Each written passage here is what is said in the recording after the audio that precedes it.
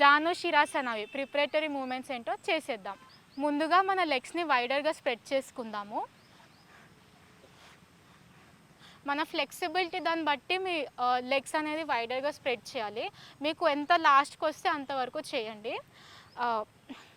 Hands forward పెట్టి లైట్గా back front, back front, back front, back front. మనం ఈ మూమెంట్స్ చేసేటప్పుడు ఫ్రంట్ కానీ సైడ్స్ కానీ చేసేటప్పుడు మన నీస్ అనేవి స్ట్రైట్ ఉండాలి. అండ్ ఆల్సో మన టోస్ అనేది ఇన్సైడ్ పాయింట్అవుట్ చేసి ఉండాలి. ఇలా ఉంటే అప్పుడు మనకి ఇక్కడ మొత్తం స్ట్రెచ్ అవుతుంది. ఇలా ఉంటే మనం చేస్తే మనకేం యూజ్ ఉండదు. సో లోపల ఇన్సైడ్ ఉంది స్ట్రెచ్ చేయడానికి ట్రై చేయండి. అండ్ నెక్స్ట్ వచ్చేసి సైడ్స్ బెండ్ చేద్దాము. హ్యాండ్స్ ఇలా పెట్టి 1 2 3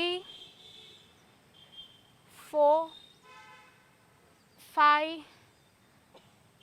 6 7 8 9 and 10. ఇది చేసిన తర్వాత మనం నెక్స్ట్ సైడ్స్ బెండ్ చేద్దాము. ముందుగా ఇలా మీకు ఎంత ఫ్రంట్ బెండ్ అయితే అంత బెండ్ చేయండి. నీస్ అనేది ఇలా లేవకుండా చూడండి. 1 2 3 4 5 6 7 8 9 10.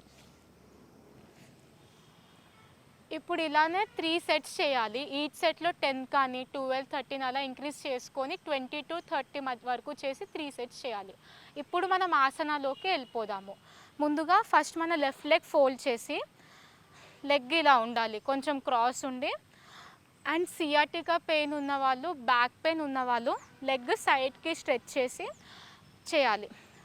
ఆసనాలోకి వెళ్ళిపోదాము. హ్యాండ్స్ అనేది పైనకి స్ట్రెచ్ చేసి స్పైన్ నుండి స్ట్రెచ్ చేయండి. మనకి ఎంత వీలైతే అంత పైనకి స్ట్రెచ్ చేయాలి. బాడీని స్ట్రెచ్ చేసి సైడ్ బెండ్. 1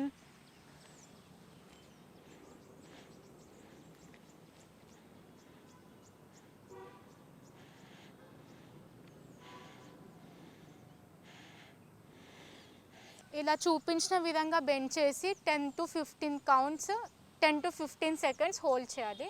అండ్ ఆల్సో ఇలా సైడ్కి కూడా ఒకసారి ఇలా. బ్యాక్ పెయిన్ మరియు సియాటికా పెయిన్ ఉన్న వాళ్ళు లెగ్ని చూపించిన విధంగా ఇలా చేసి ఫార్వర్డ్ బెండింగ్ చేయాలి. అండ్ ఆల్సో ఈ పెయిన్స్ లేని వాళ్ళు ఎలా చేయాలో చూసేద్దాం.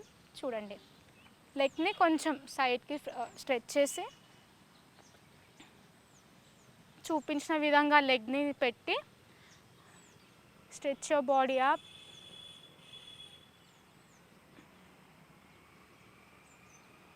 Forward bend.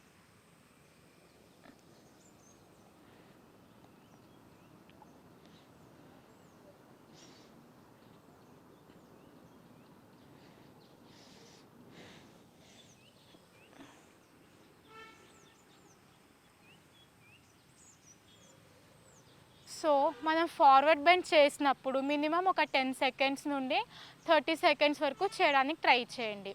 Also 3 to 5 sets వరకు చేయండి. సో చూసారు కదా, జాను శిరాసన ఎలా చేయాలో నేర్చుకున్నారు. చేయడం వల్ల నేను మీకు చెప్పినట్టు చాలా బెనిఫిట్స్ ఉన్నాయి. ఎస్పెషల్లీ మన థైస్ తగ్గడానికి చాలా హెల్ప్ అవుతుంది. మన బాడీలో బ్లడ్ సర్క్యులేషన్ కూడా చాలా బాగా అవుతుంది. మన డైజెషన్ రిలేటెడ్ ఇష్యూస్ ఉంటే కూడా క్యూర్ అవుతుంది. సో ఇంకెందుకు ఆలస్యం, వెంటనే స్టార్ట్ చేయండి. మార్నింగ్ కానీ ఈవినింగ్ కానీ ట్రై చేయండి. సో నెక్స్ట్ ఎపిసోడ్లో మళ్ళీ కలుసుకుందాం. నమస్కారం.